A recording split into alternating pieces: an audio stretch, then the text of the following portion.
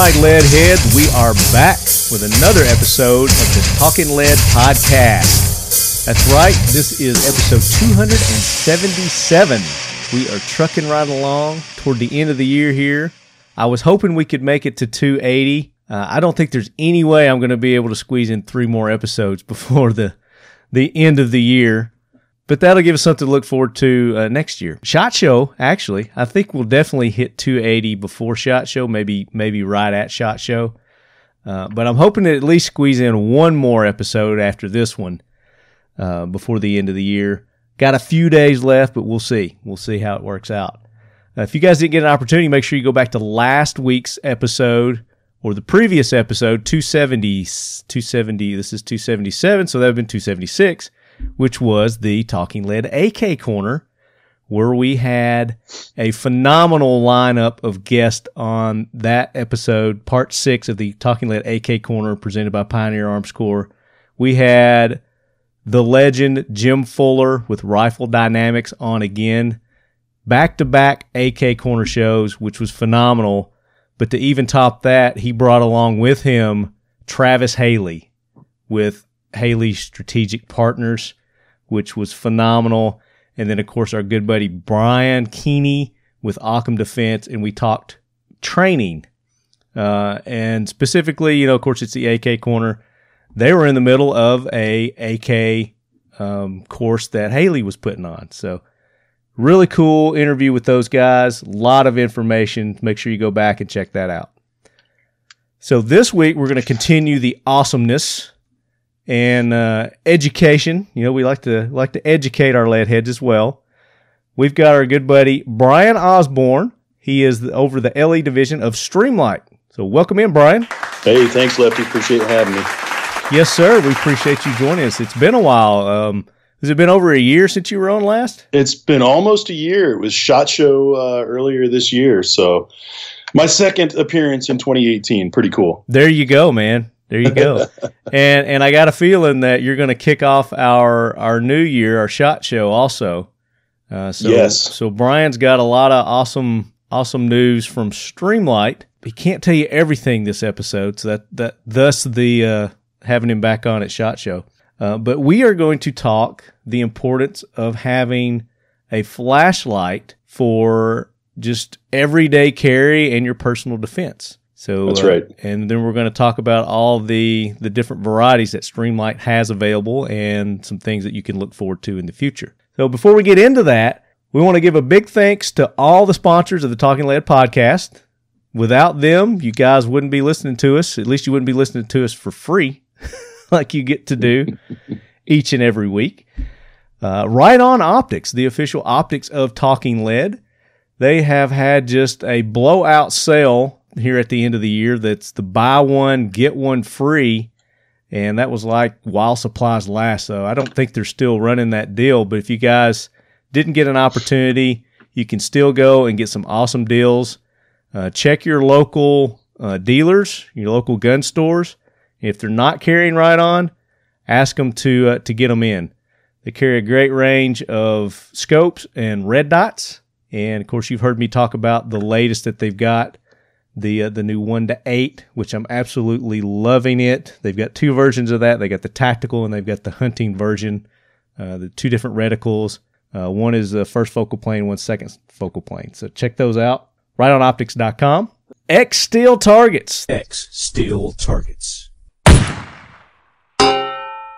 The best, most affordable AR-500 steel targets on the market today are X Steel Targets. You guys can get in touch with Bud over there at X Steel, and they've got everything you need for your training, for your plinking, for your hunting, your practicing, whatever it may be, long range. They've got it there, and if you don't see what you need, Bud can custom make those targets for you guys. Check them out, xsteeltargets.com. Kel-Tec Weapons. They're our newest sponsor, so make sure you guys go and welcome Kel-Tec onto the Talking Leadhead Brigade family. And check out their line of bullpups. They have got some amazing bullpups on there. And I've been promising to get Chad and the gang on, and we're going to do a special show just dedicated to bullpups. So look forward to that in the near future. KelTechWeapons.com. Modern Spartan Systems don't just clean your firearms, optimize them with Modern Spartan Systems line of awesome gun cleaning and protective products that they have. They've got their accuracy oil, they've got their carbon destroyer, and of course they've got the TVT engine oil additive, Brian. This is stuff that's been keeping the old lead sled running. I'm well over 300,000 miles.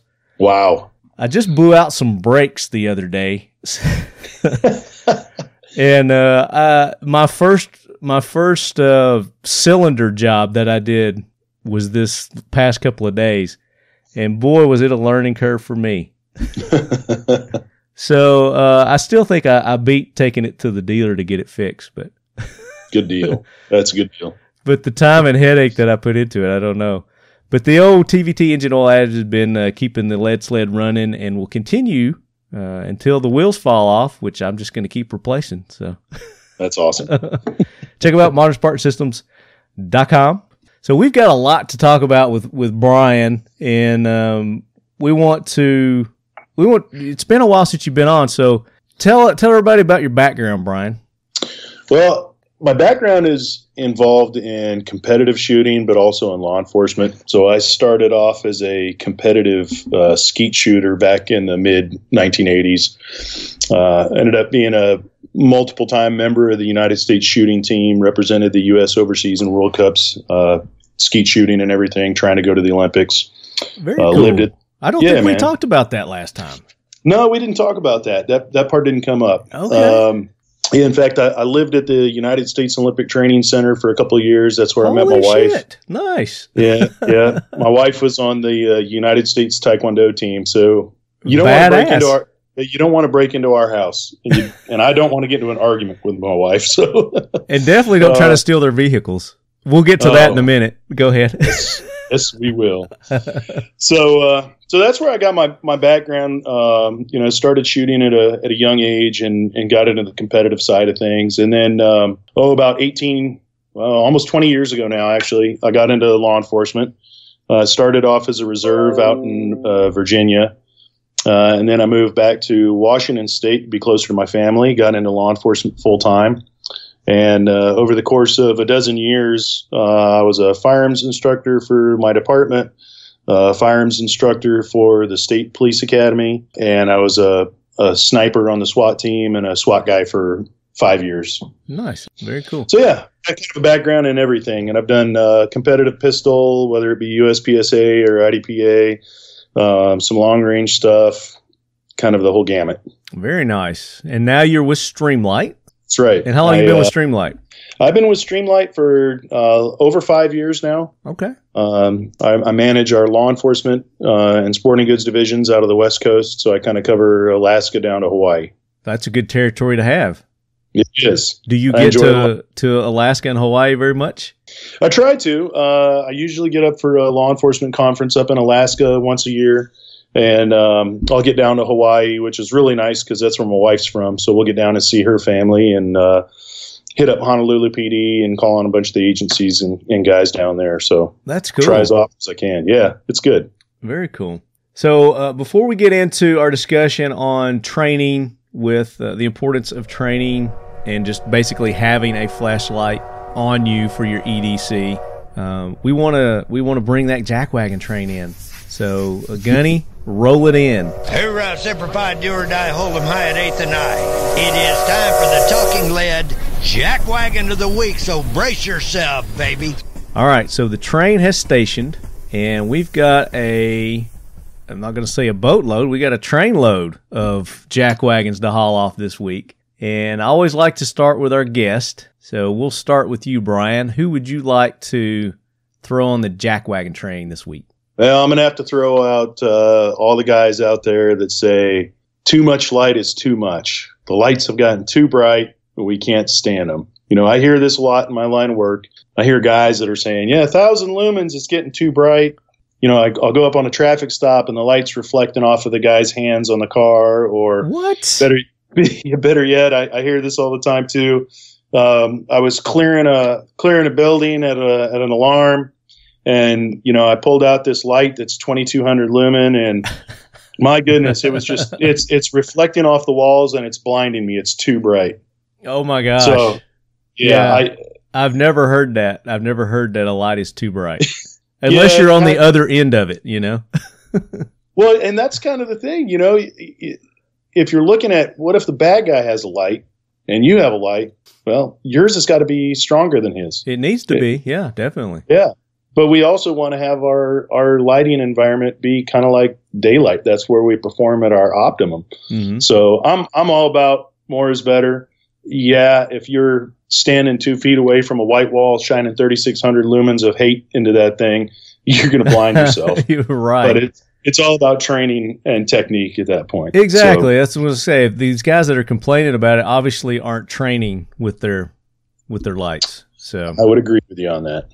So it's all, I mean, everything comes down to training to properly use your equipment. You know, just don't go out and buy something and then just start using it. You got to practice with it, you know. Absolutely. Test it out. So yeah, that's a good jackwagon. I like that.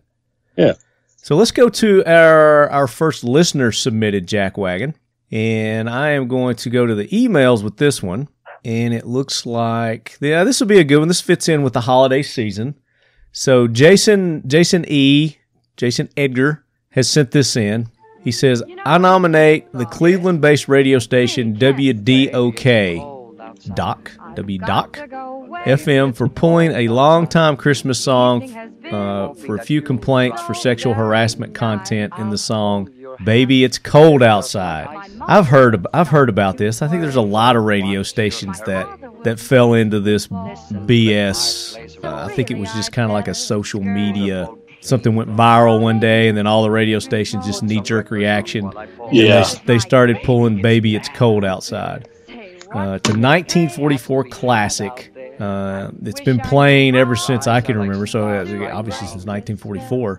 And somebody's just now complaining about a sexual harassment content in this song. I don't know where they're getting that. I've listened to the song before. And he goes on to say, I mean, really, if the guy gave up on trying to get her to stay, it would only be a 10-second song. That's his logic on it. But as I write this, the radio station has entered it back into the song rotation, okay, due to an enormous amount of backlash. Good for them, but still a jackwagon move. Yes, absolutely, it is a jackwagon move. And, you know, this is typical of a lot of businesses. You know, I'm not going to say, you know, liberal businesses, but, you know, conservative businesses are guilty of doing the same thing. Just knee-jerk reactions where, you know, maybe they get like I said, a viral social media, you know, broadcast or something on some complaint that some bozo post, and then they just automatically knee-jerk react to it. So, we better nix this or whatever, ban this. And that's what a lot of these radio stations did. And I think, like this one, I think most of them were like, oh, this was some kind of bogus complaint or something to begin with, so let's put it back on. I think you hit it on the head, too, when you said it's a good time of year to talk about this. Well, that also brings up a good time of year to talk about these snowflakes. So right. These people are so offended by little things, and it is a knee-jerk reaction, and then everybody else worries about the perception and how they're going to look if they don't do something. So, yeah. But it goes back to do your due diligence also. You know, look at the source from where this complaint came from. You know, see if it's actually legitimate, which, you know, obviously this one's not. Right. Any song probably could be in some form or fashion considered sexual harassment. I mean, look at all these freaking rap songs and, you know, just any song. There's this one song that comes on the radio station. It's an older song. I can't remember the name of it. It'll come to me in just a second. And every time it comes on, if you listen to the words to it, it is definitely an inappropriate song and probably should be banned.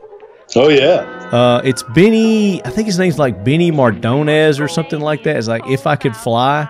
You know what song I'm talking about? No, I don't think I know that it's one. It's like, if I could fly, I'd pick you up and take you into my... So I don't know. Anyway, I can't sing. But basically, it's this older dude that likes this underage chick or something. Man. I don't know. But well, you know, it's the world that we live in, I guess. You know, Yeah. You listen to. But you know what I do? You know what I do when that song comes on? What's that? I change the station. There you go. Boom, Exactly. and it's out of my life. Yep. Absolutely. Just like that.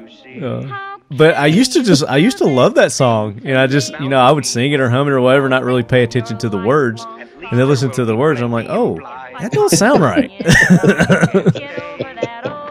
So anyway, Baby It's Cold Outside will live on forever, even with the complaints from the snowflakes. So thank you for that submission, Jason. That was a good one. Our next submission, this comes from Facebook, and I want to give proper credits. So let me go up. And this is from Pierce W.J. Taylor. And this has to do with New Jersey police won't rule out door-to-door enforcement of the mag ban that they've done up there. Pierce says, I'm, of course, skeptical that door-to-door enforcement is something on the table. Breitbart claims that New Jersey would not rule it out, but the article says that the state simply indicated that it won't discuss enforcement of the provision. Even so, can we add New Jersey to the Jackwagon train or renew its ticket if it's already a passenger? Well, yeah, I'm sure New Jersey's on here. New Jersey politicians, not New Jersey itself. We love New Jersey, love the people in New Jersey, but you've got some Jackwagon politicians up there and lawmakers. So definitely, you guys go check out this article. It's by the one link he sent me is Breitbart. It says New Jersey police refuse to rule out house-to-house enforcement of high-capacity magazine ban, which I think is a complete waste of their time. Yeah, no kidding. I mean, we've all seen that these magazine bans, and it does nothing to stop any sort of criminal activity. Well, it's also... The way I look at this, too, is it's kind of sad that New Jersey is taking this tactic because, to literally go door to door and go into your house without a warrant, obviously that's a violation of the Fourth Amendment. Mm-hmm. So I think what they're probably saying is they would go door to door, knock on the door, and ask if you have any to turn in or something. But I think they're using it more as a scare tactic, which is pretty sad. Yeah, that is pretty sad. It said Breitbart News contacted New Jersey State Police on Monday to ask how they plan to enforce the newly enacted ban. It said we asked whether they would enforce it on a traffic stop basis, checking magazines and firearms when they pulled over drivers for speeding, reckless driving, etc., or whether they would enforce it by going to house to check magazine capacity and firearms New Jersey residents kept in their homes, which, like you said, that would be a violation of the Fourth Amendment. The basis for the question about house-to-house checks is that Americans always fear Second Amendment prohibitions will lead to knocks on their doors. New Jersey State Police refused to rule out house-to-house checks. Rather, they responded, we do not discuss enforcement strategies. So they didn't even say anything about it. This is something that Breitbart is stirring shit on. Yeah, that's a good point. Good point. So I'm not going to throw New Jersey. Well, I'll throw them on for making that law, yes. But for the house-to-house, that's all made up by Breitbart. Again, fake news. Yep. Yeah, that's the scare tactic coming from Breitbart. Yeah. So there you go. So thank you for submitting that one, Pierce. I've got one, and this just happened to us yesterday. So, this is the time of season where people travel, and it's very busy, very hectic time of year. And, sometimes mistakes happen. So we booked a flight recently, and we thought we booked it to depart on a certain day, and we checked our flight confirmation, and it turned out that we actually booked it to depart on the wrong day. So just 1 day difference, so 1 day later than what we needed to depart. So we contact Delta to let them know the situation. We're like, hey, don't know how this happened. We could have sworn we had this date, but you've got us down leaving the wrong day.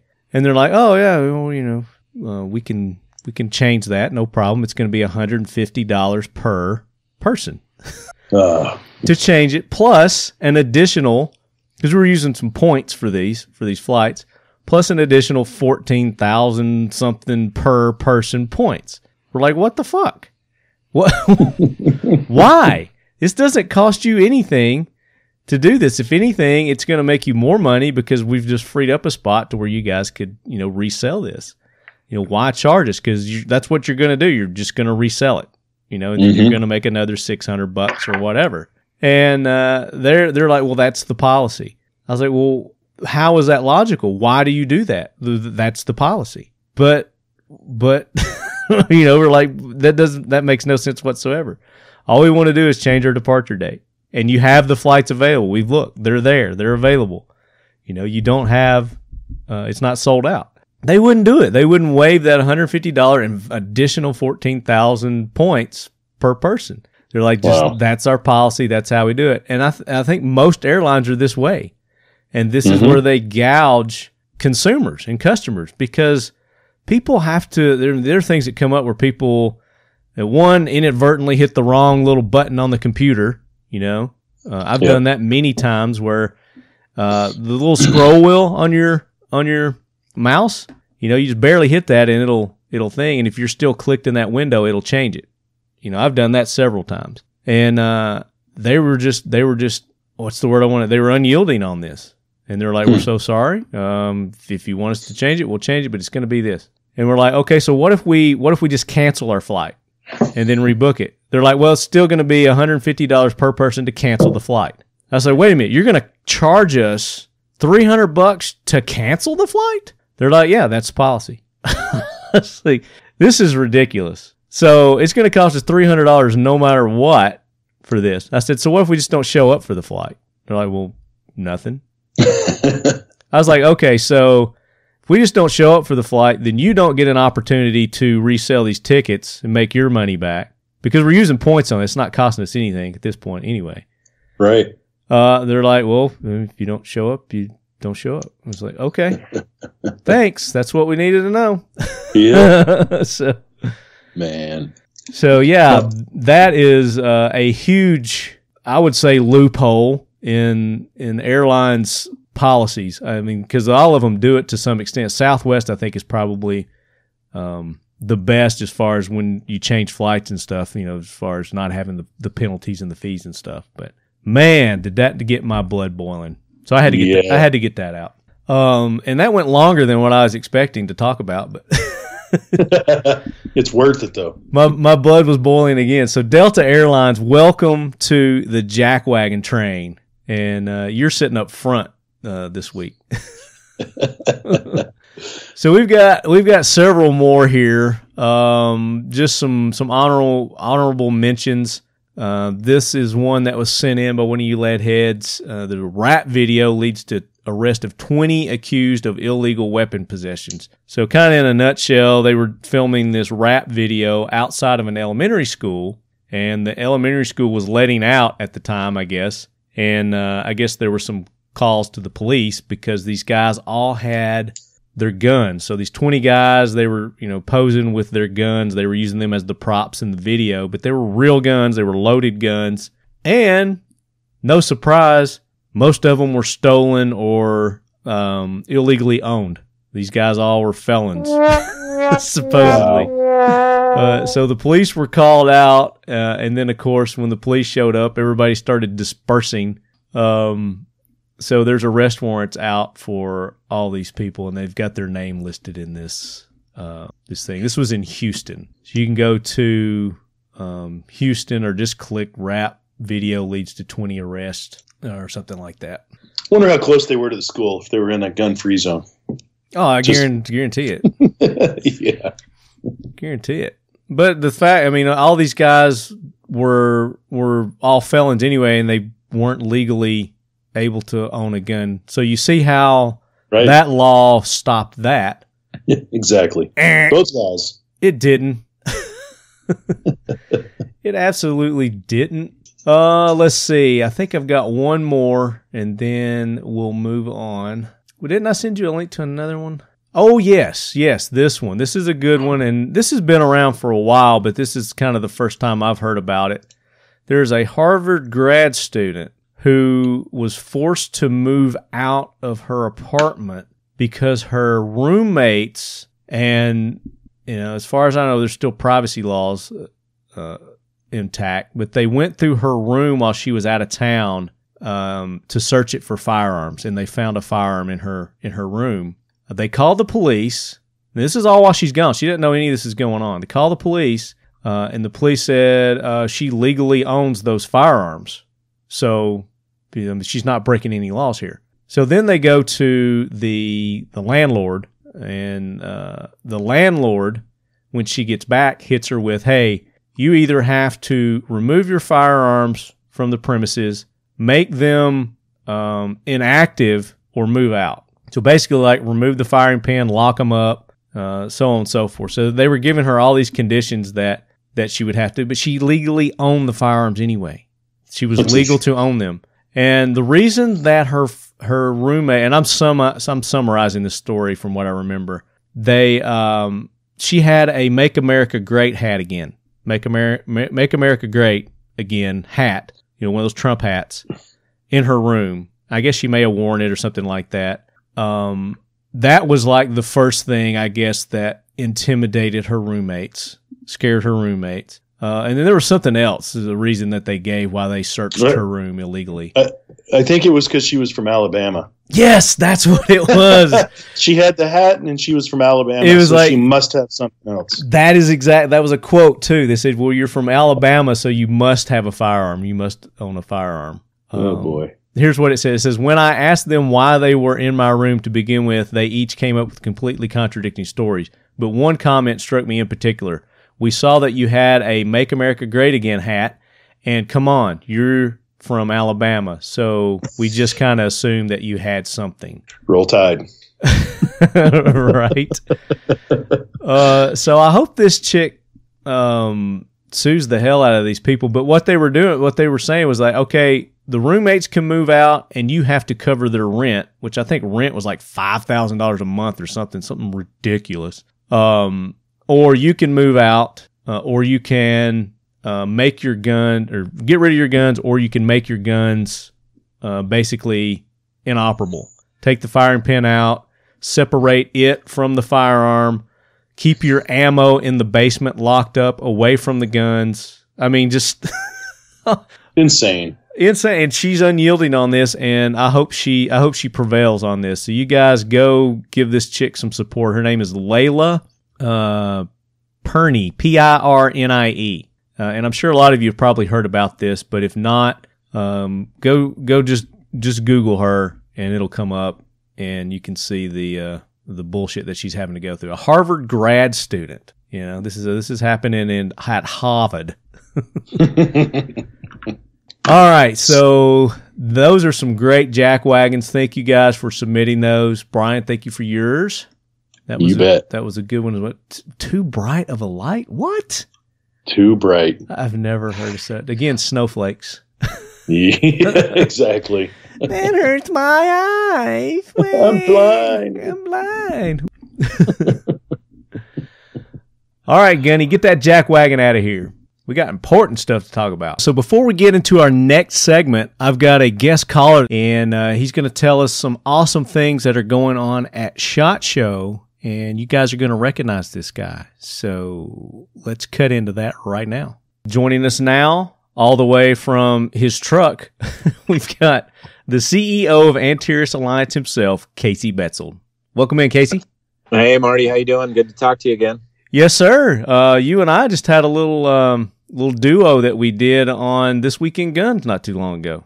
We did, and that was a kick in the pants. I like that show. I enjoyed it. That was a good time. Sean does a good time with that show. I mean, thankfully he knows what's going on with it, because it's just... Sean's almost as fun as you are. Almost.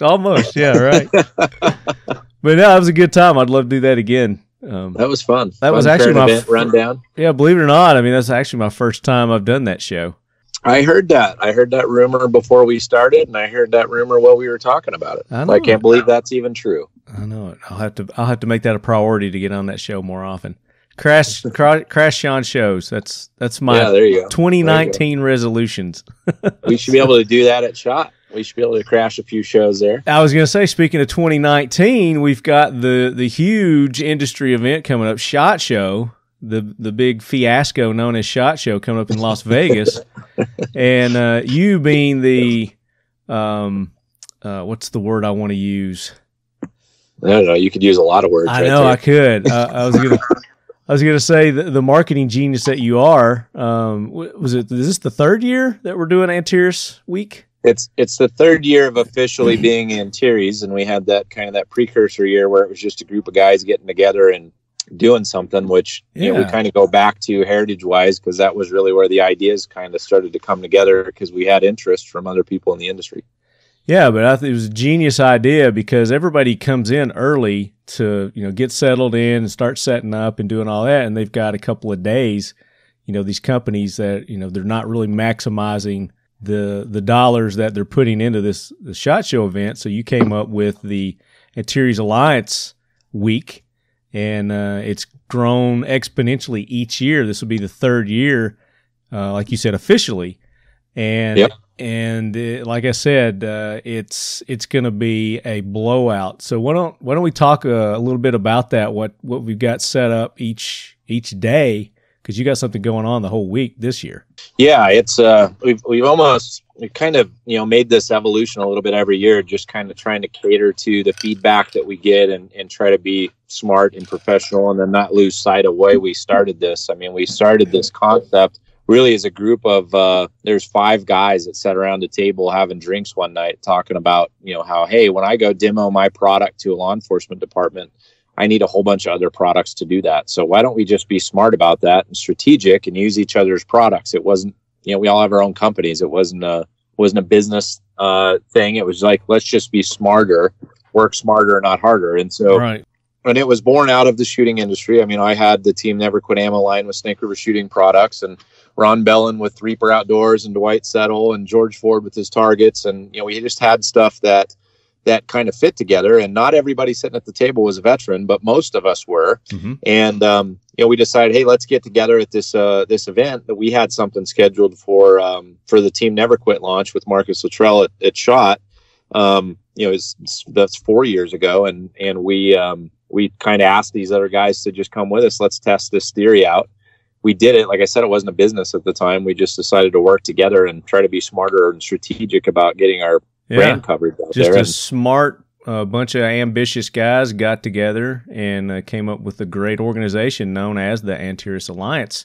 Yeah, and so now fast forward to now, we're 4 years into this from then, and 3 years officially as the Alliance. We were driven to found the Alliance as a company because we had such a response from the industry, from friends of friends and people. It all happened organically. We didn't necessarily sit down and go, hey, we got this great business idea, let's go make this a business. We kind of had the light bulb come on in front of us with people tracking us down and saying, hey, we would like to work together with you in this community, this network concept, to work in like-mindedness and move forward. So this year, what all this has culminated in is we've got we're over 60 companies in the Alliance now, between manufacturers, service providers, and what I call professional partnerships.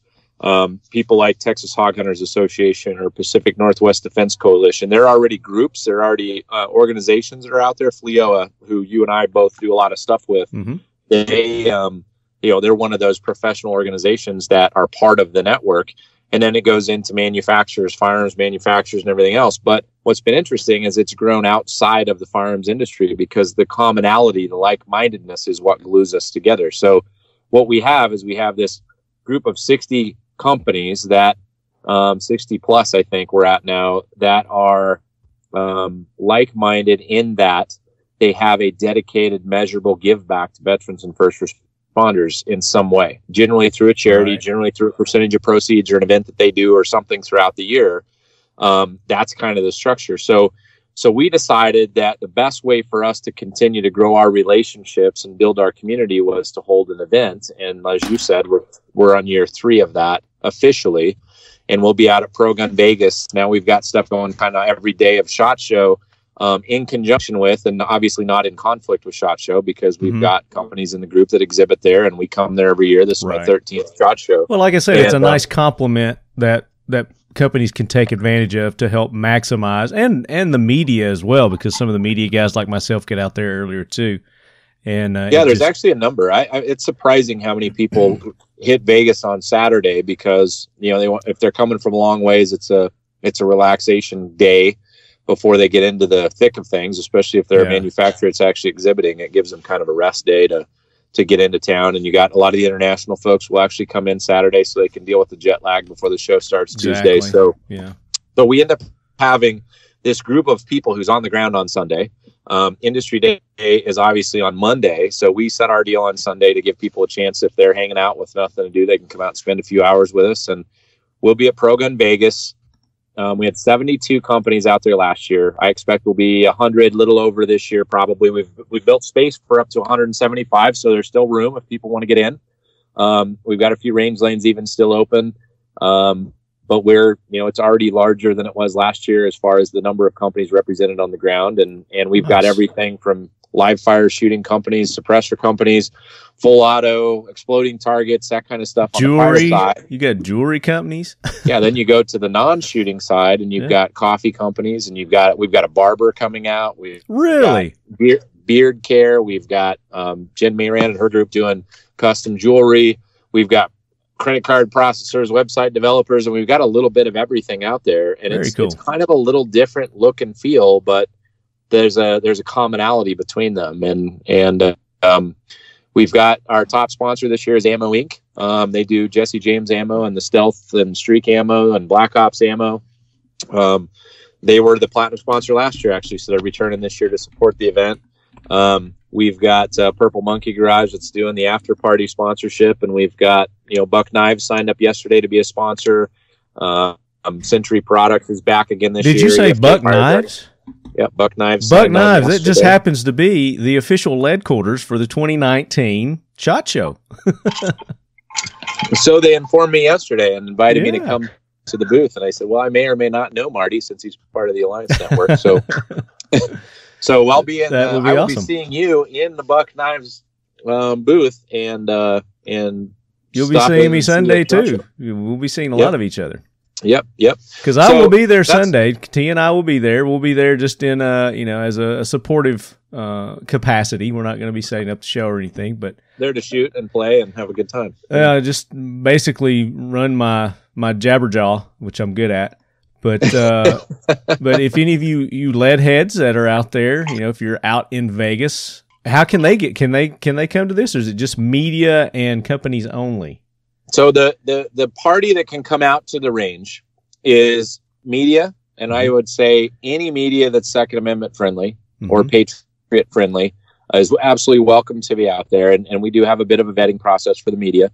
It's important that they have a follower base and that they can come out and that they have actually some work to do there. It's not just a fun day, that there's work to be done there, because we got companies who've invested money and time to be there.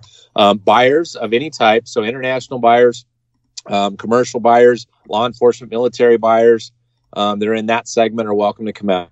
Any Antares Alliance lifetime member can come. That's kind of the sneaky loophole for consumers that want to come out and have a range day. That's what I was getting at. So you lead heads, if you haven't joined Antares Alliance yet, and there's only a limited number of these lifetime memberships that you guys are offering. And, there's 1,000 total, and we're over 100 sold already, and you're one of them. I am. And that group becomes kind of our secret consumer direct consumer reports type group that gets to be part of the family and come out to these exclusive events. So the range is not open to the public, but we do have some things during the week that are. So so that's range. But so what I'm trying to drive home, and I know you got a lot to talk about, but what I'm trying to drive home is, you lead heads, you go and sign up for the lifetime membership. It's not expensive at all. And talk about some of the benefits they get for doing that real quick. So the lifetime membership's $275, and it's really, as far as lifetime memberships go, it's really on the low end cost wise. They get their standard member pack, their T-shirt and their sticker and their PVC patch and all that stuff on the initial sign up. They also get a serialized challenge coin, which you have yours. It's a what's called a commander's coin. So it's the large, extra large coin. It's nice. It's got a serialized number on it, 1 through 1,000. So wherever you join, you get that number. And then so you get your member pack. Next thing you get is the exclusive invite to these events that are close to the public around the nation. So if we have anything around the nation, open to the public or not, those lifetime members will get an invite specifically to those events. And then they get, between 15 and 30% off, I would say, across the board with the companies in the Alliance. Mm-hmm. And so there's everything from firearms to ammo to, gun accessories, holsters. There's tons of stuff in the group. And so, now, and that's a growing number all the time. And so when they get into the Alliance group, they get discount codes to use at all those companies to get in and get discounts. So, they'll earn that money back with they could do it on one order if they absolutely. And like you said, this is a lifetime membership. You pay this one time and you don't pay anything else, and you get all these benefits. Plus, you get to attend the awesome events like the Try and Buy in Vegas, and they have a couple of other those throughout the year in different areas of the country. So let's say you plan on living to be, another 60 years. That breaks down to less than $5 a year. Come on. Yeah, and you're going to get it back in value on the discount on the first order. With one order, right? Exactly. So that's kind of the deal that's out there with the membership deal. They can use that on Sunday. They can show their coin and get in the door. Pre-registration can be done on AntaresAlliance.com. Scroll down the homepage, you'll see Alliance Week. You click attendee registration. They can attend to come out, register to come out. There is some exhibitor space left, so anybody that's on your sponsorship side or has a company, and the company does not have to be in the outdoor industry. If they're a Patriot-owned company and they see value in coming out and being part of that community with us. Now, I know a lot of you lead heads also have your own companies. I've had several of you reach out to me and talk about things that you could do to take part. And this is something that you can do, especially, the big long waiting list that SHOT Show has. It's nearly impossible to get into that. This is an opportunity to get that media exposure, that crowd exposure, until you can get into the big SHOT Show. So we would provide anybody who's a lead head, who's a Talking Lead listener that has their own business that sees value in coming out. We would provide them a 20% discount on a first year exhibition space. Wow, check that out, guys! How nice is that? Grab a table, grab a range lane if that's something they need for their business. Our goal at our show is to have a Patriot-owned feel of companies, people that are happy and excited to be entrepreneurs and business owners, love supporting veterans and first responders, to get out there and be in that community and take advantage of the media and the buyers that come in and are interested in seeing your products. And you won't find a cheaper place to exhibit anywhere during SHOT Show week. And if you call me and tell me that you heard this on Talking Lead, we'll give you 20% off your table cost. That's awesome. There you go. So Dooley, Jeff, Rob, there's several of you guys out there. Get in touch with Casey ASAP because there's still time for you guys to get on board with this. And we've not even scratched the surface on what else is going on. I interrupted you, so let's talk about what else they can expect. No sweat. Sunday's a fun day. It kicks everything off. It gets us connected with those buyers and media. During that day, we will be inviting all those folks to come and see us on Monday also, which everybody that exhibits is welcome. Everybody, and this is open to the public. So any lead head that's in the Vegas area that wants to come in the door, we will be at Stoney's Rockin' Country from about 11 a.m.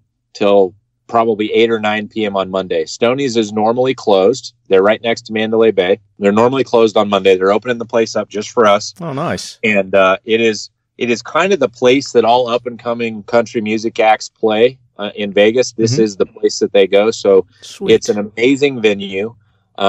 The drinks are probably the best priced drinks in all of Vegas. You can still get a beer there for $5 or $6, where it's about $15 everywhere else. Unless you're gambling.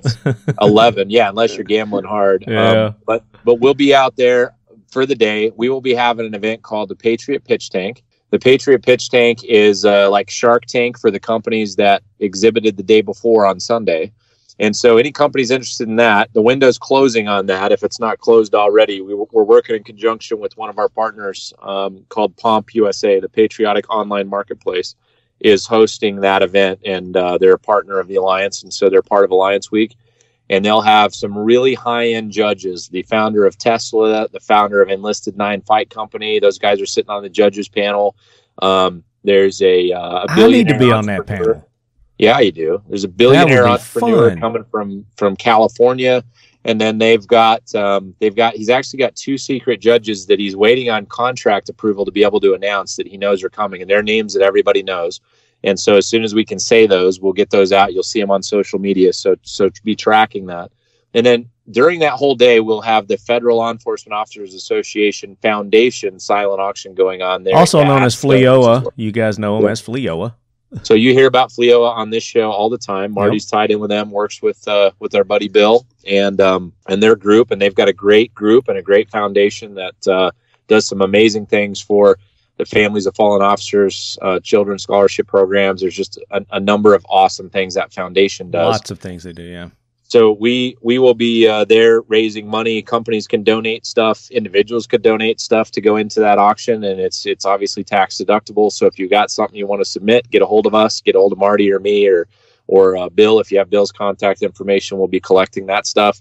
TalkingLead@gmail.com, guys. TalkingLead@gmail.com if you've got something to donate for that. There's going to be some amazing things on that table. Bill's called me. We've been talking back and forth about some of the things donated, and a lot of the companies in the Alliance group will be throwing products in for that as well. So it's a great place to get some really awesome stuff and really support an awesome cause. So that'll be going on through the day.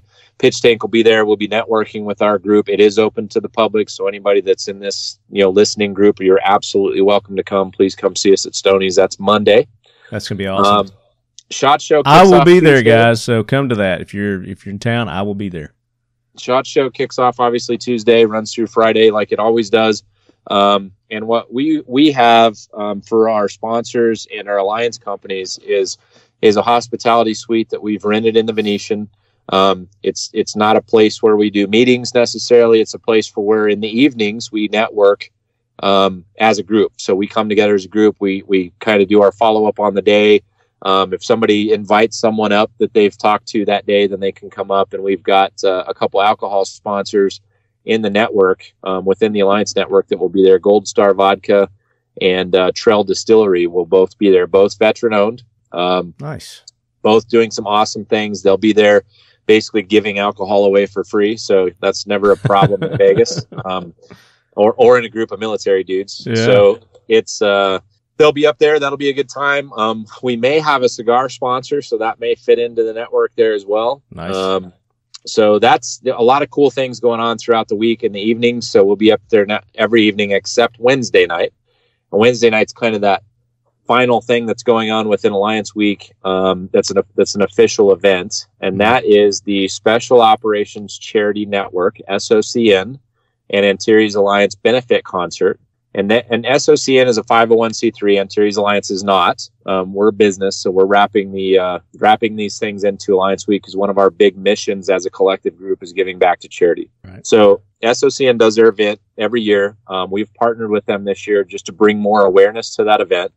And SOCN was founded by Richard Merchenko, which, if depending on which age group you're in, you either obviously know who he is, or maybe you don't if you're in the young group. But he was a founder of SEAL Team 6. If you're a military history aficionado, you know who he is. Yeah, right. And if he wrote a book, Red Cell, talked about the founding of SEAL Team 6. Really, really interesting guy. He's now in his 70s. Incredibly hardcore dude. And he founded this charity deal really to pick and choose the charities that need to be supported, because there's so many charities out there doing the wrong thing. And so this gives them the chance to say, hey, we're going to support these groups because they're doing great things. And so this year, the benefactors of that event will be the Gary Sinise Foundation, which I think just about everybody knows well at this point. Mm-hmm.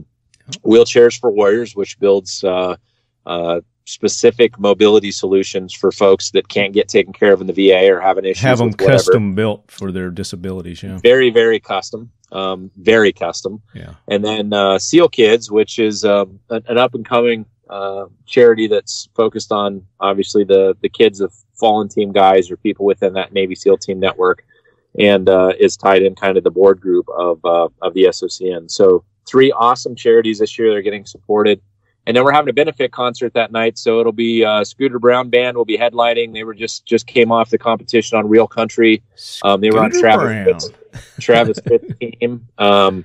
They've got their NRA country music, Rolling Stone music to watch. They've got a big list of accolades. And Scott, who takes lead of that, is a Marine Corps Iraqi war veteran. They are the headliner. The openers for that night are really awesome too. So we've got 2 of our Alliance group there. Blackbird Anthem, which is Adam Martin. He's also an Iraq War U.S. Army veteran. Nick Sterling, Purple Heart recipient.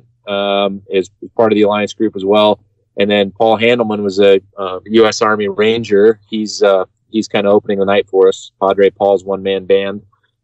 They will be a great show to watch, a great night to spend. That will also be at Stoney's, who's sponsoring us this year on the Alliance Week by providing 2 nights of venue for us. And cool. And we'll be there raising money. And for the business folks, it's a unbelievable networking event because there's a ton of the Tier 1 community that shows up and turns out for that.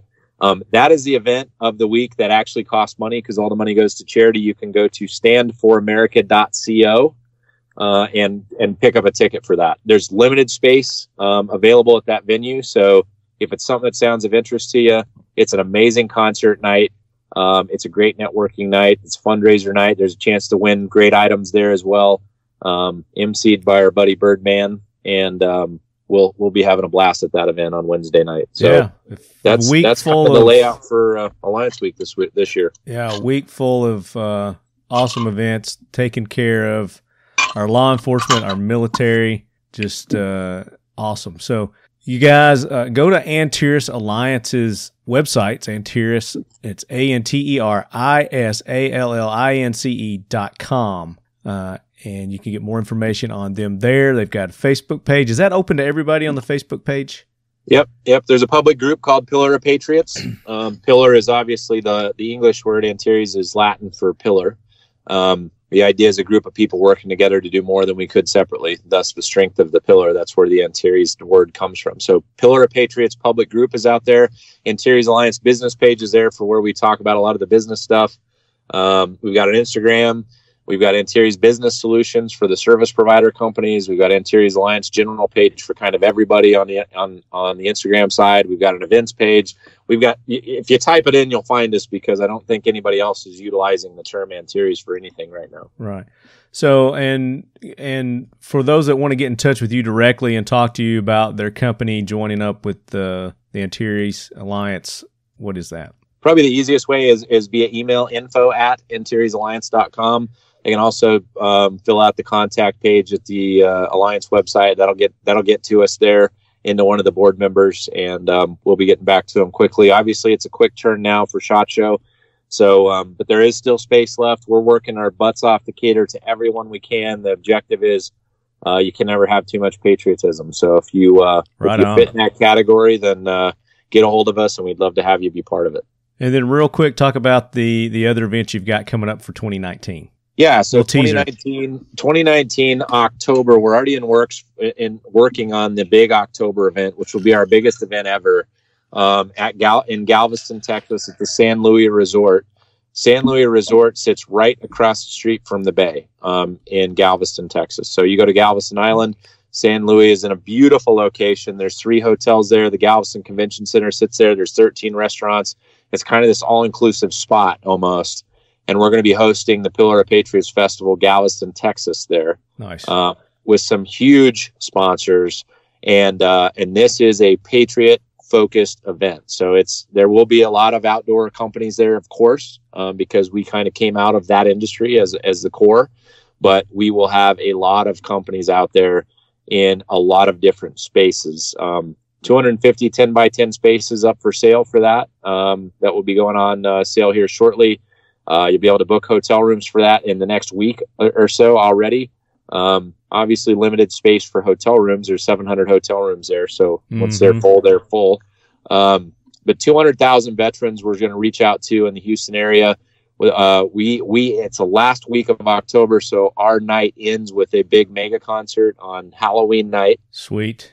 And costumes optional. Costumes if you want, absolutely. And if people want to, people are into motorcycles. The Lone Star Rally actually starts that Thursday and goes through the weekend. Lone Star Rally is number 2 only to Sturgis in America. That's 750,000 people come this year. Huge. And they will be kind of kicking off as we end our event. So it rolls into Lone Star Rally, which is obviously very pro-veteran. Yeah. We're looking at flyovers. We're looking at people jumping flags out of airplanes. We're looking at major speakers each night of the convention. Cool. I can't give names yet because we don't have them booked, and I don't want to erroneously throw a name out. But very, very high profile speakers, and a very, very high profile concert acts. I'm working hard right now to kind of lock in somebody that everybody's absolutely heard of and would love to see in concert. And no, guys, it's not going to be me. Sorry, it's not Marty. Although Marty will be there. We will make sure Marty's there. So, but it sounds like a hell of an event. It's going to be a blast, man. It's going to be a great time. That is open to the public. We'll have our business to business piece every morning from 9 to noon, and at noon it's going to open to the public in the convention center and let people come in and see products, see stuff that out there from the Patriot owned company Spectrum. So very cool. And that's in October, so you guys got some time to plan and save up for that. It'd be an awesome event. Casey, this is great, man. I'm really looking forward to all the things that are going on in Vegas this year with you guys and being a part of that and helping out FLIOA, definitely. Our good buddy Bill over there at FLIOA. It's an awesome organization. And I'm really looking forward to seeing what you got going on with this Patriot pitch tank. I think it's going to be a lot of fun. We got a lot of young companies throwing their name in the ring there to get a product out, and they're pitching in front of the judges sitting there well over $1 billion in assets as far as business people goes. Wow. They know their stuff. They have money to invest. It could go a lot of different directions. Yeah. It should be a lot of fun. We'll be hanging out and doing our thing, and we want to fill the place up with great folks in the Patriot side and just have a heck of a good time. So thanks to you Marty and Talking Lead for always being part of the Alliance Network, obviously, and just always supporting the cause here, man. Absolutely, man. It's our pleasure, and it's our duty. We feel it's our duty to do that as well. So you lead heads, make sure you go support Antares Alliance, whether it's going to their Facebook page, liking, following, signing up your business. That's definitely the best thing that you can do. I know a lot of you guys have your own businesses that are listeners out there. It would be a great networking opportunity for you. You would do yourself a disservice if you didn't at least call Casey or email them to get more information about it. Casey, we'll be there. Yes, thank you so much for taking the time to be on.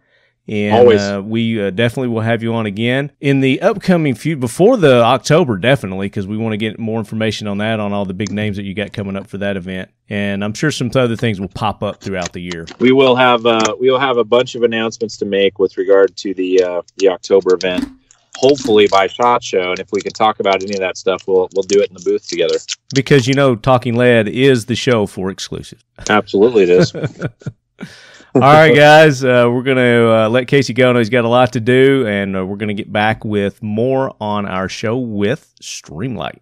So, Brian, we want to talk about the importance of having a good, reliable, bright flashlight. Yes. Implemented with your EDC and your training. I mean, that's kind of the. I mean, it says it all right there. Yeah, I think that ends the show. But I mean. What? Why? Let's bring the why into this. Why do you need light? What does that help? I mean, we're going to break it down to a first grade level here. Yeah, well, we need to. The important thing to remember and why you need a good, bright flashlight for EDC is, something that you and I have talked about before, your training environments, where you might be shooting, where you might be operating in the real world, quote unquote. Mm-hmm. Indoors and outdoors, you're either indoors or you're outdoors, right? Yeah, that's right. You're either indoors or you're outdoors. And a lot of people would say, well, yeah, and it's also going to either be light or it's dark. And the thing that we oftentimes forget is you're going to need that flashlight in a light environment just as much as you probably would in a dark environment. One of the things that I learned pretty quick in my law enforcement career is if I was going up to do a building search, in the middle of the day, it's really bright outside, but as you're looking into a structure, it's really dark in there. So I was using a flashlight during the day all the time as well. So it's pretty important in all those different environments to have a flashlight on you. One of the things that I do too is I'm a big, big believer in the 2 is 1, 1 is none. Mm-hmm. So I've got a flashlight in my pocket all the time, and I have a weapon-mounted flashlight. I personally carry a Glock 43 most of the time with a Streamlight TLR6. The new 43? Yeah, those are very popular nowadays. Yes, they are. If I'm going into places like downtown Seattle and I think I need something a little more, I might roll with a Glock 19. or Houston, around the elementary schools. Yeah, around the elementary schools. Yeah. If I'm going to be on the set of any videos that are being filmed. Right. Yeah. So I'll go with something like a Glock 19 with our new TLR7 inside the waistband. Nice 500 lumen light on the weapon. Nice. But the big principle, too, is not only the environment that I'm in, but we also have to remember there's been a big shift in philosophy over the last several years with law enforcement, but also with citizens, because I'm a regular Joe now, too. And that's how we use a flashlight to search or to defend ourselves. Yeah. It used to be, like on a high-risk traffic stop, we'd be pointing our firearms at the suspect and giving verbal commands like that. And if you had a weapon-mounted light, that was your light source. Mm-hmm. Gone are the days of that, because there was people that were having negligent discharges and some suspects that got shot unintentionally. Yeah. And we really have to abide by one of those firearm safety rules too, which is, don't point your weapon at something you're not willing to destroy. And so a lot of times now when we're searching or if we're given verbal commands, we've got that weapon at a low ready. Right. And so that prohibits us from using the weapon-mounted light to be searching with. And so we need to use that handheld light. So right. I'm a big believer in that the handheld light is for searching and the weapon light's for fighting. Right. Certainly use both for the fighting portion of it, but we try to discourage. And I can see the philosophy behind that. It makes perfect sense. Again, don't point your firearm in the direction of something you're not willing ready to shoot. Right. And that makes perfect sense. And plus, you've got more versatility with a handheld to where you're able to get some different, better angles, at the same time where maybe you've got your firearm trained on something else that you need to keep it trained on, but yet you need some light over here. So it gives you a lot better versatility, in my opinion. It makes sense as to why that somebody would do that.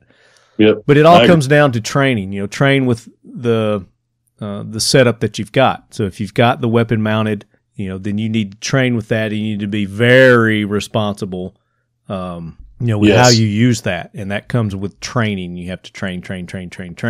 And there are many places where you can go and get good training like that. And practice. Not just training, but practice. So once you train, then you also want to practice that. So, like we were talking in the last episode with the training, you can do training at home, in your house. Just, again, ensure the weapon is safe, unloaded. Your ammo is in a separate area of the house away from your firearm. And then you can practice your dry firing along with, the usage of your flashlight. Absolutely. Yeah. I mean, that's one of the things that I really recommend to people too, is you're used to your environment in your home when the lights are on. And some people are pretty decent and adept at getting around their house in the dark, but practice in the dark. Practice waking up. Imagine that you're waking up at 3 a.m. to the sound of your car alarm going off outside, kind of like I had this morning. That's right. We forgot to talk about that. So this also makes the Jackwagon train. So we'll catapult this Jackwagon to Gunny so he can catch them. But somebody was kind of trying to carjack you this morning, right? Yeah, some knuckleheads came through my neighborhood at 3 a.m. this morning. They actually stole my neighbor's car. Oh, shit. They stole the neighbor's car, and they had a U-Haul truck, and then they were driving down the street, breaking into other cars.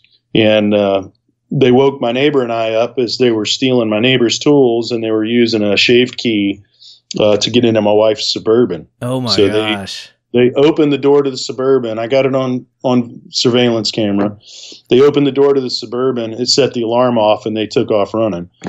Oh, my gosh. Of course, I went out there ready to blind someone with 3,600 lumens of fury, and I got my neighbor, so that was pretty good. Scared your neighbor to death.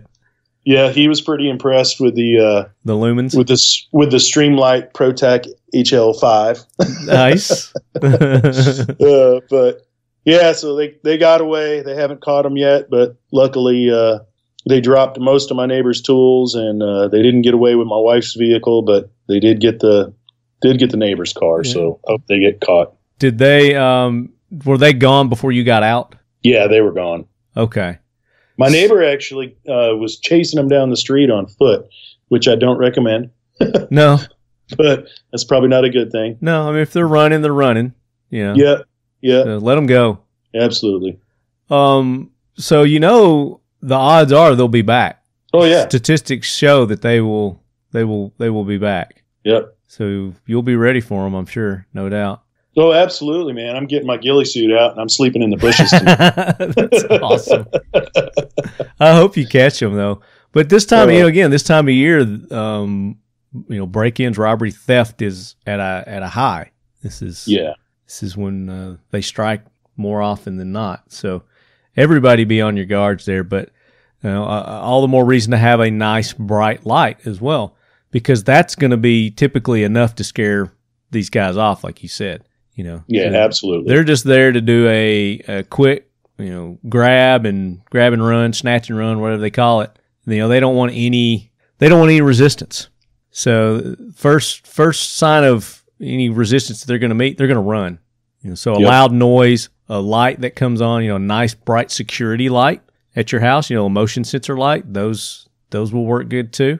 But yeah. And we talk a lot in the industry for flashlights now that, it's also a good defensive tool. You might be in an area like that gun-free zone or on an airplane where you can't carry a firearm to defend yourself. But you know what? TSA lets you carry a flashlight through security. Put it in your carry-on bag, and when you get through the checkpoint, pull it back out and stick it back in your pocket. Nothing that prevents you from carrying a flashlight on an airplane. I was curious about that. I was going to ask you. So flashlights are okay. You can carry those you can have carry-on with flashlights. Is there any limits or rules on the flashlights? No, there's none. In fact, there's been a couple times where I've traveled for work where I've had a backpack with a half a dozen or more flashlights in there and a whole bunch of CR123s. And the only limitation on any of that stuff is you can't check lithium batteries in the cargo compartment of the plane, but you can carry them onto the plane. So the philosophy being that if there is a fire from a lithium battery, they want it in the passenger compartment where they can get to it to put it out. Right. That makes sense. So it's a good defensive tool. You can blind people with it. If you had to, you could use it as a striking instrument. Luckily, I've never had to do that on an airplane, but I have used my flashlight on an airplane 3 times now in the last 5 years for medical emergencies. I fly quite a bit, and there was one guy that went unconscious, passed out, fell on the floor. There was another guy that had a heart attack, and all this stuff was going on with the lights out. And so I pulled my flashlight out, got it to a flight attendant. We were able to help treat these people. So it's you just never know when you're going to need something like that. Well, and then you can cauterize the wound too because it's so bright. I'm just kidding. I'm kidding. But that brings me to our next topic on this is, what should somebody look for, in a light? What's in importance wise, brightness, size, runtime, easy use, power source, price, the different modes, weight. Yeah, I think a lot of that is personal preference. What I would look at first probably is the size of it and the light output, depending upon what your use is. For me personally, an EDC light my favorite EDC light that I carry now, I have 2 of them, but my favorite one is our new ProTech 2LX. And the 2LX is a 500 lumen light. And the cool thing about this thing, man, is it sits deep in your pocket with the clip that we have. And it's a dual fuel light. So if you're someone that's looking for a flashlight and they're looking for something that's going to be not only cost effective up front because it's pretty good, reasonable price, but because of the dual fuel option, you're going to save money down the road. So what's the dual fuel? What do you mean when you say dual fuel? So when I say dual fuel, I mean that the flashlight will run off of either 2 CR123 lithium batteries or our 18650 rechargeable battery. Nice. Now, 18650s have been around for a while. It's essentially about the length of two CR123s, a little bit larger diameter. Yeah, and that's the one that I'm carrying. I'm carrying the ProTac HLX. Yeah, which it has the rechargeable that battery that you're talking about, the 18650. Yeah, and I really like that feature because you get two of those and you can keep one charged up all the time. But the charge on it lasts for a lot. I mean, I haven't had to recharge this yet, and I've had it. I've been using it for 2 months, 3 months now.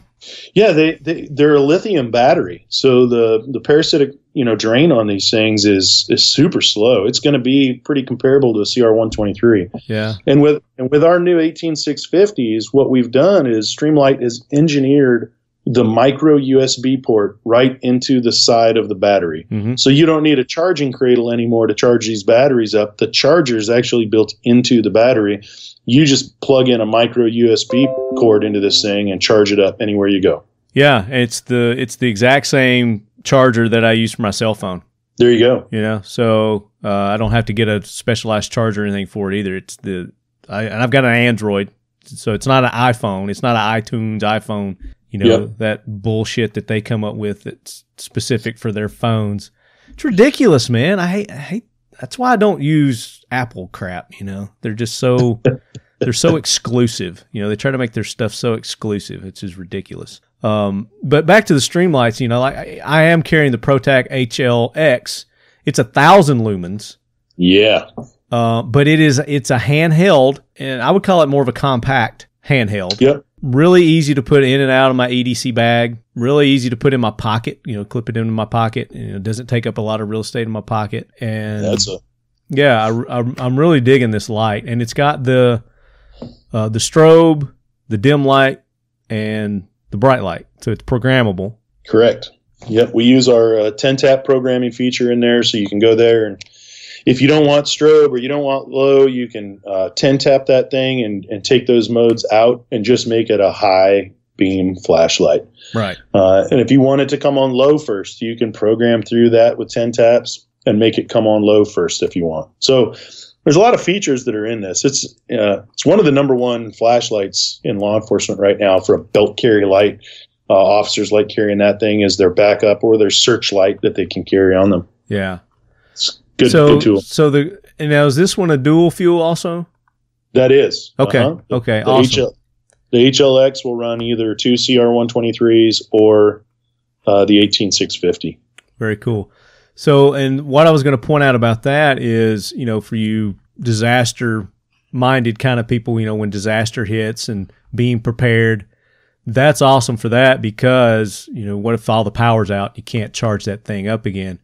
Then, you keep your 123s on hand, boom, and then you got your light. Yep. And that's something, you always want to keep on hand too, is whatever fuel that your light is using, you want to keep extra of those on hand. Yes. Just for emergency. My other light that I like using, Lefty, is the what we call it the 1L1AA. It's a real tiny little pocket flashlight, more of a subcompact flashlight, if you will. Yeah. About the size awesome. of a 30, I was going to say 30 round. Yeah. Yeah. Yeah. And this is a dual fuel light as well, but what this one uses is either a CR123 or a AA battery. Oh, okay. So it's kind of cool because you get 350 lumen out of the CR123.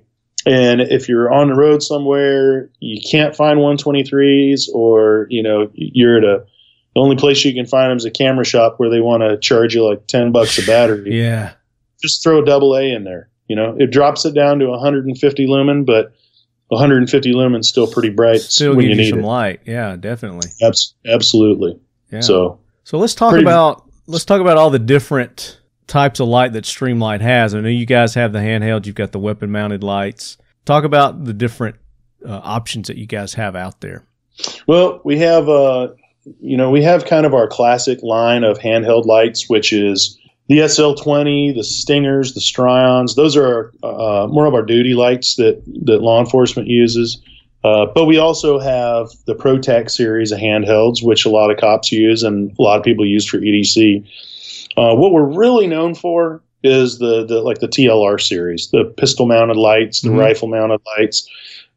Those rail lights that were introduced years ago have really kind of taken the shooting world by storm, and it's one of the best lights out there that you can get.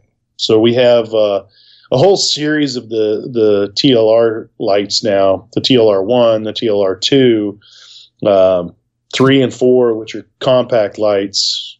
Talk about the compact lights. Yeah. Well, I think a lot of people, those are real popular. And that's what I use on my guns. I use the real compact stream. Yeah. Yeah. So we have our streamlined, I guess is the word I'm looking for. Yeah. Form fitting to the guns. They're not sticking out. Some of those stick out, beyond the barrel. But yeah, so you guys have really done good on, minimizing that, bringing them back in flush with the gun. Yeah. This last year at SHOT Show, we introduced the TLR7 and the TLR8. Those are a compact pistol light that what we really tried to do, just like you were saying, is bring the bezel of that light back even or even behind the muzzle of a pistol so that people can actually run this thing inside the waistband, conceal carry, and still have a really bright weapon mounted light. Right. What that's also done is we've been able to, our engineers came up with a pretty awesome design that's brought the width of that light in so that instead of using two CR123 side by side, you're just using a single CR123. It makes the light narrower and you don't have as much, as much that you're trying to conceal in that real estate that's pretty limited inside your waistband. Right. I was going to say that really helps with the holster also. So your holsters aren't having to have that extra, taking up that extra space on your side or in your, on your rig or whatever it is. So yeah, it minimizes the size of your holster now too. Yeah. If you've ever tried carrying an inside the waistband with a full size pistol with a TLR1, man, you better get a pair of pants that are about 3 sizes too big because it's not easy. No. But with this now, it's and I know a lot of guys that are doing strong side carry or appendix carry with this light, and it doesn't feel any different from carrying the gun without a light. Well, that's the way I carry. I carry appendix, and with that longer light, because I did carry one of those longer lights for a while, and then I got the flush ones. It's just it'll jab you right in the groin. Oh yeah. If you're not careful, you crush your nutsack with it. That definitely has helped improve that as well. But the power that you've made them smaller, but you've kept the same power too. Which is key. Keeping the same looms. Absolutely. Or made them even brighter. Some of them in some cases. Yeah, the 7s compared to our 3s and 4s are really a step up in light performance. So yeah, I would really encourage your listeners to check out that beam pattern as well.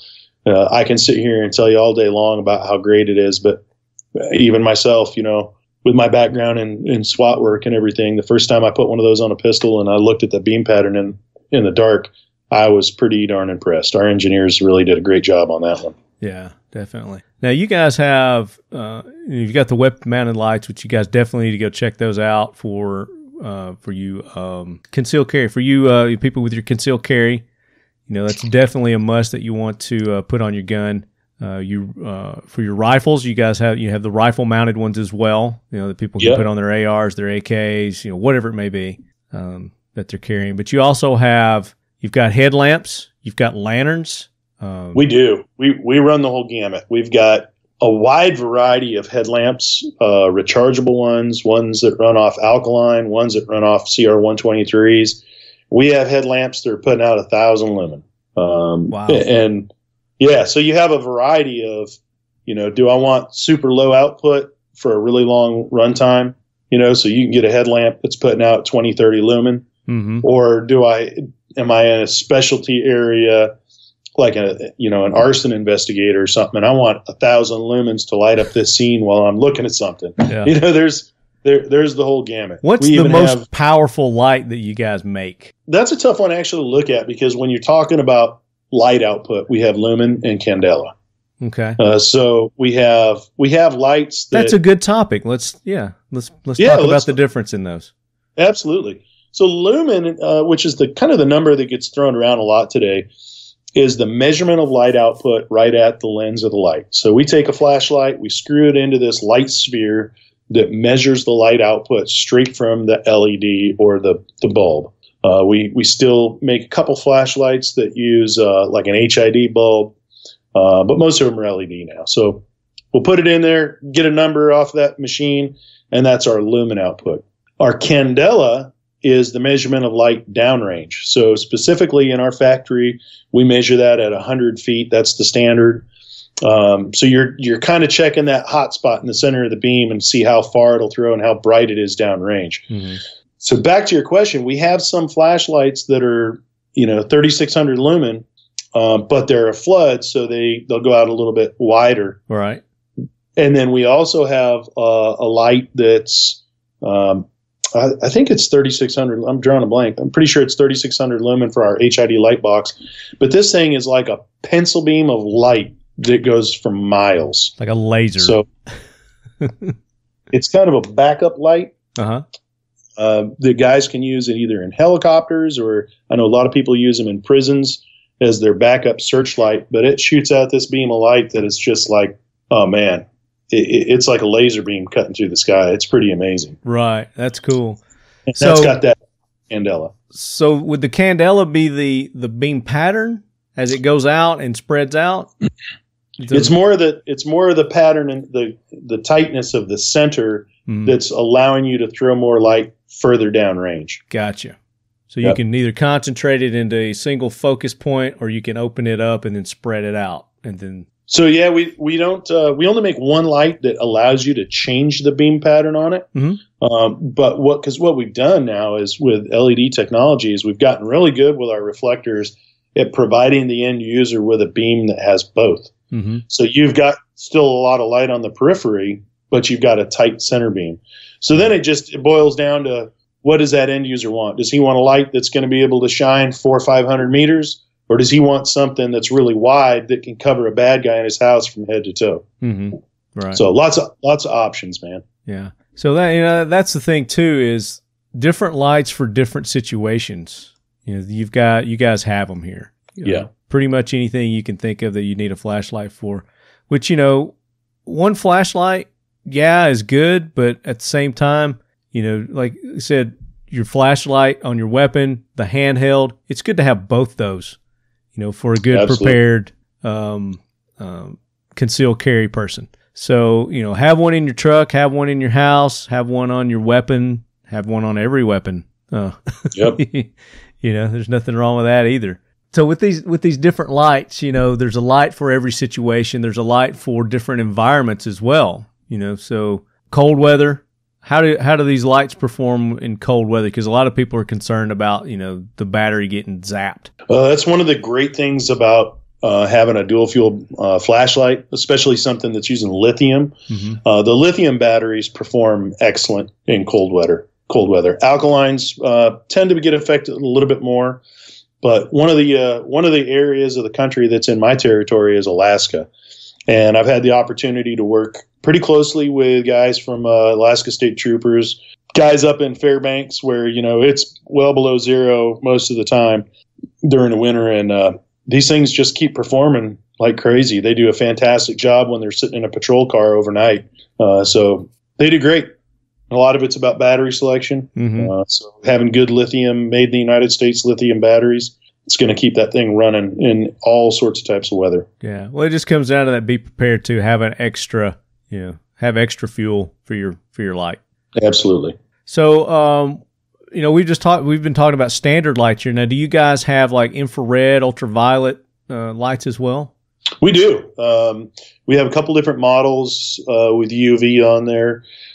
Pretty important in our industrial division because guys can check for fluid leaks and different things like that, either in mechanical stuff or in factories where they're checking for leaks like that. That the UV is important. Yeah, I was going to say, talk about why somebody would use one of those different type of light sources, ultraviolet, infrared. Sure, ultraviolet's pretty big in crime scene investigation.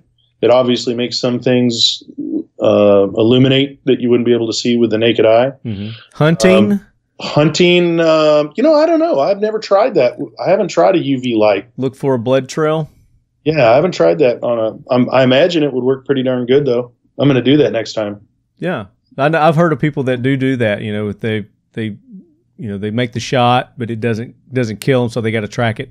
Especially bow hunter, you know, that happens a lot. So, and if it's low light conditions, say you know it's close to the dusk time when you get it, and then it gets dark, and you still got to track it and find it.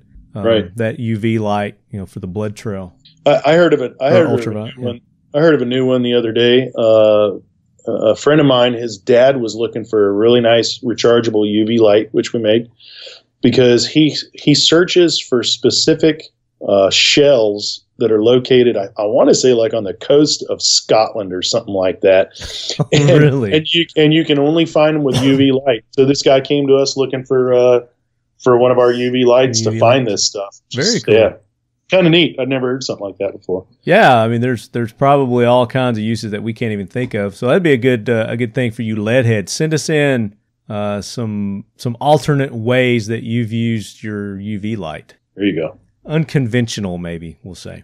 And I don't want to hear about hotel rooms. Well, the IR stuff, that's something that the listeners are probably a little bit more familiar with, just because of the use of night vision goggles or nods.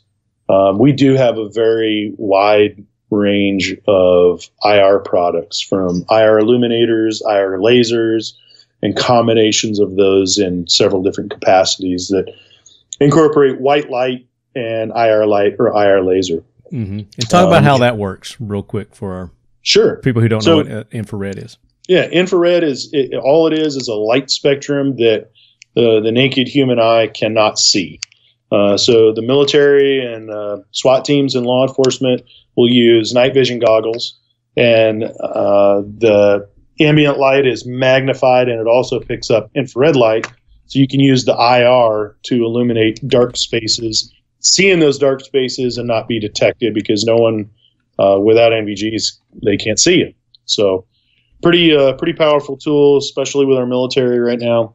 And Streamlight makes a number of lights. One of them is issued out to the Marine Corps. It's called our Sidewinder Compact 2. And Navy pilots also use our Sidewinder. Mm-hmm. The benefit of those is you have multiple different light outputs. So you have white, red, green, and infrared. So those guys, the Marines that are getting issued that Sidewinder Compact 2, they can use that IR to either illuminate an area when they're using their NVGs, or they can put that onto an IR strobe and utilize it as a IFF, identify friend or foe, or friendly force, to illuminate themselves to helicopters that are looking for them or anything like that. So pretty wide variety of uses for those IR products. Right. I was trying to think of some civilian uses for that. Hog hunters. There you go. I know a lot of dudes that like hunting hogs, and they'll be using NVGs and IR lasers. Pretty popular thing right now. So it's a huge use for that. Yeah, we did that down in Texas with our good buddy Nick, Beastmaster Hunting. We went down there and we did some of that. So yeah, that's one I think of right off. That's definitely a good use for that. Of course, where it's legal. Yeah. Yes, correct. Okay, so Brian, talking about infrared, there are some myths associated with infrared that some people may or may not be aware of. Now it's time for the Talking Lead Facts to fight the myths with Brian Osborn of Streamlight. What are some common myths of infrared? One right off that I think of is that a lot of people think that it's, infrared is radiation, obviously, but they think it's harmful, which that's not true. It's not. Because, we get infrared day in and day out through the sun. That's right. We're getting bombarded with it every day. So every object emits and absorbs infrared naturally without harmful effects. So if that was a concern of yours on infrared, that myth has been busted. Some people think that that infrared radiation is heat. Infrared radiation is electromagnetic energy that can be used to generate heat. So that's the difference there. Yeah, absolutely. Yeah, I've heard that before, that people are talking about IR is dangerous, give you cancer. It can burn your skin, everything else. If you think of IR the IR light spectrum as the same thing. And the reason some of the people think that is because there have been IR lasers that have damaged people's eyes in the past. That's very much true. It can do that, but so can a visible laser. You're concentrating an incredible amount of light, and if it's shooting into the eye, either an IR or a visible, can damage your eye. The reason that people have that myth or that concern about IR is because if an IR laser is shooting into your eye, typically the person that's getting that IR laser in the eye, they don't know it because they can't see it, and then all of a sudden their eye starts to burn and hurt. And that's where you start getting the damage, is because they're not able to close their eyes and turn their head away like they would if there was a visible laser shining in their eye. Right. So, which is really no different from, the damage that a visible laser would do. So, yeah. And another myth is that the environmental conditions, such as the weather, temperature, things like that, have no impact on the use of infrared, which is wrong. They play a huge part. They have a huge impact on the performance of infrared. So the conditions of surroundings will have a big effect on the transfer of the infrared radiation, i.e. humidity would affect that as well. Correct.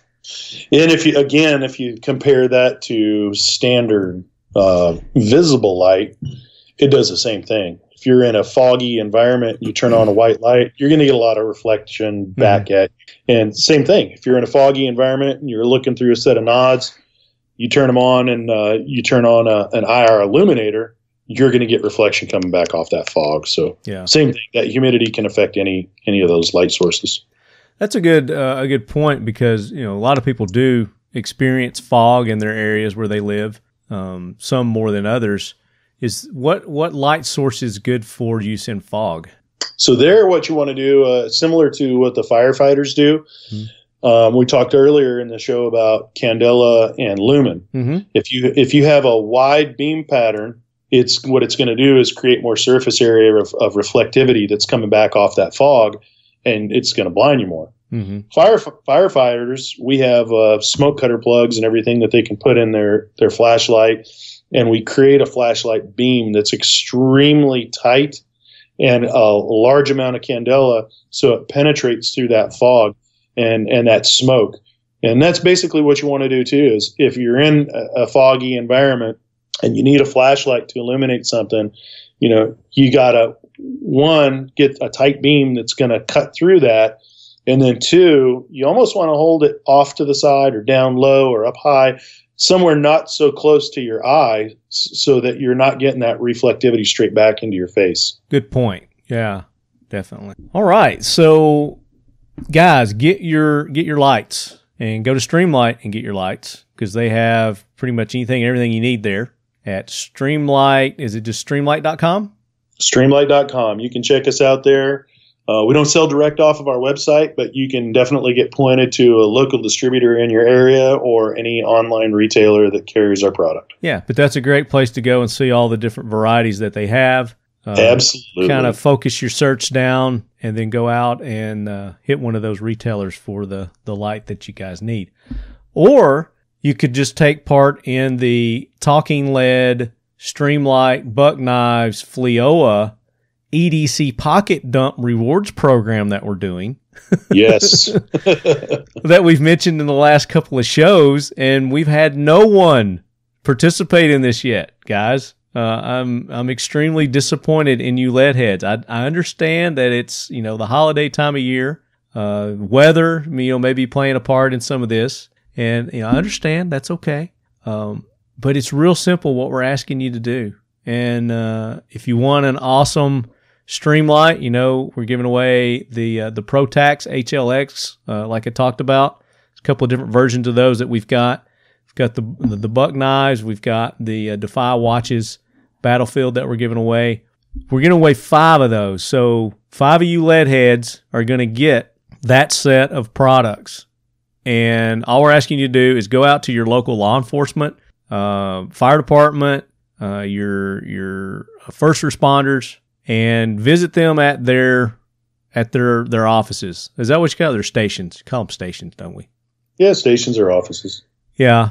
And just introduce yourself. Be polite. Don't be intrusive. Just say, hey, wanted to thank you for your service for our community. Really respect and appreciate what you're doing. And ask them if they will take a selfie with you in front of either the station or inside. They usually have like their logo or whatever there. What are they're not called logos. What do they call them? Insignias? Yeah. You know, emblems, insignias. Yeah, their emblem. And I guess we might need to change it to where they don't have to go down to the station. Maybe if they just see one out in public. What do you think? Should we open it up to that as well?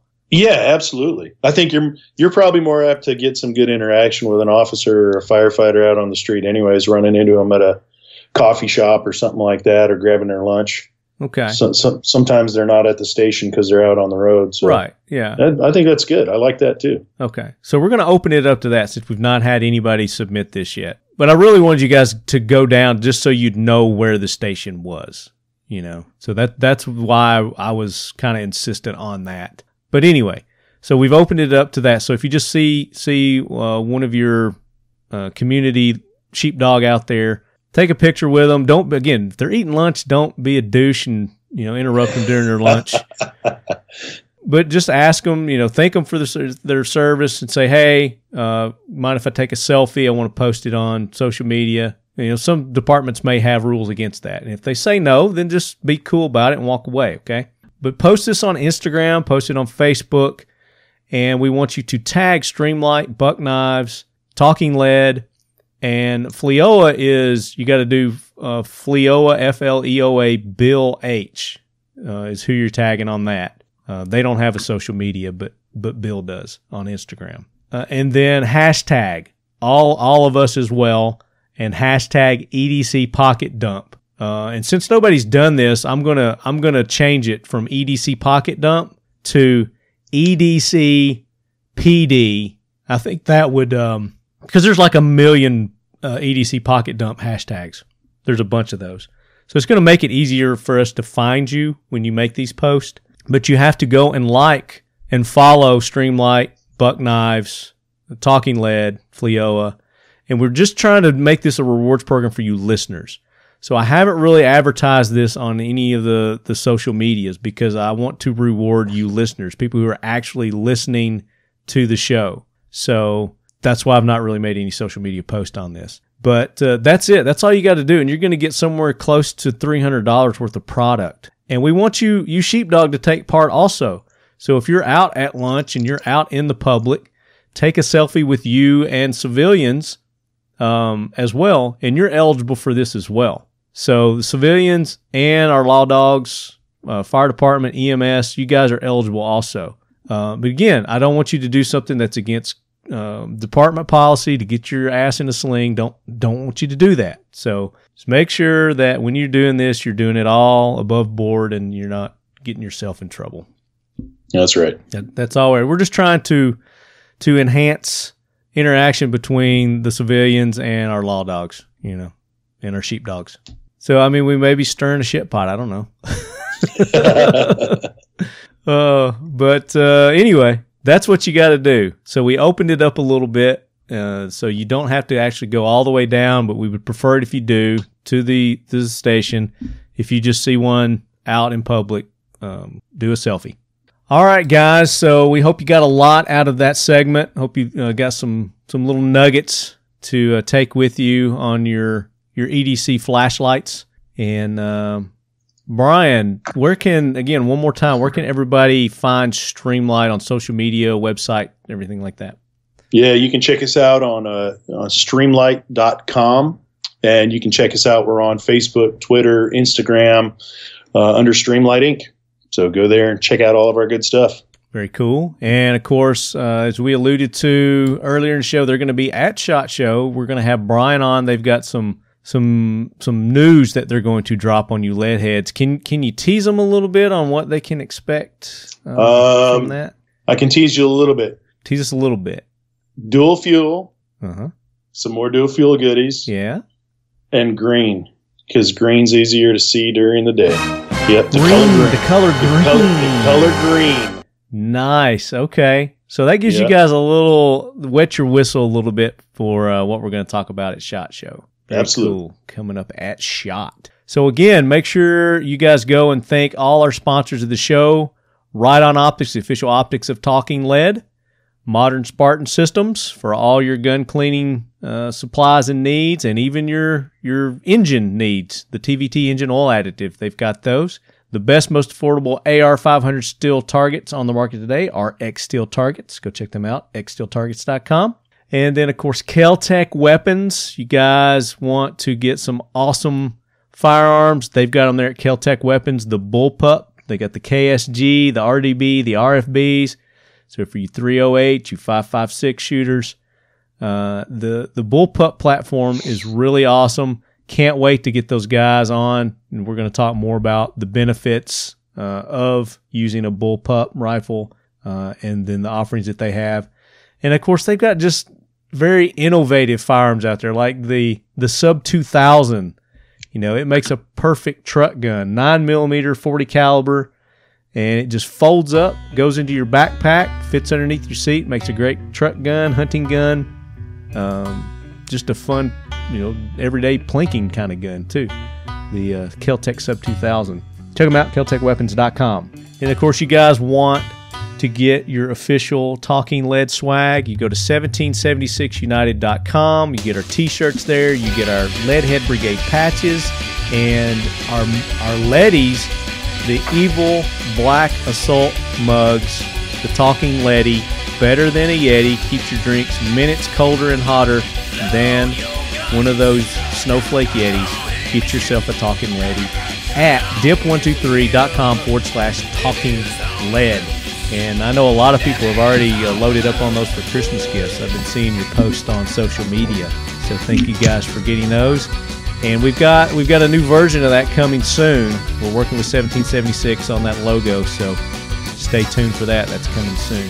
Well, Brian, that does it for another episode of the Talking Lead podcast. Thank you again. Thanks for having me. Oh, thanks for being on, man. I know you're a busy guy. We've been trying to get you on for a while now, so thank you for taking the time to be on. I know all the lead heads appreciate you guys, you, Buck Knives, Leoa, putting up those awesome prizes for the EDC Pocket Dump Rewards program that we're doing with you guys. Thanks for taking part in that. I know we're going to get some participation. This is completely unlike our lead heads. They are usually all over these giveaways that we're doing, these reward programs. I just think it's the time of year right now. So I expect to see participation soon, lead heads. Yes. Brian, wish you a Merry Christmas. Probably won't talk to you until the new year. Merry Christmas to you too, man. Thank you very much. We appreciate it. And you lead heads, make sure you go check out Streamlight. Check out all the sponsors of the show. Support everybody that makes this show possible for you guys. Brings it to you every week. The Talking Lead podcast. And as always, lead heads, keep your loved ones close. And your firearms closer, and your flashlights bright. And make sure they're Streamlight flashlight. Yes. And a very special Merry Christmas to all you lead heads out there. Hope you all have a great and safe Christmas. Get to spend a lot of time with all your loved ones. And I hope you get all the presents that you want from good old Santa Claus. Merry Christmas from all of us here at Talking Lead, and especially from me. Ho, ho, ho.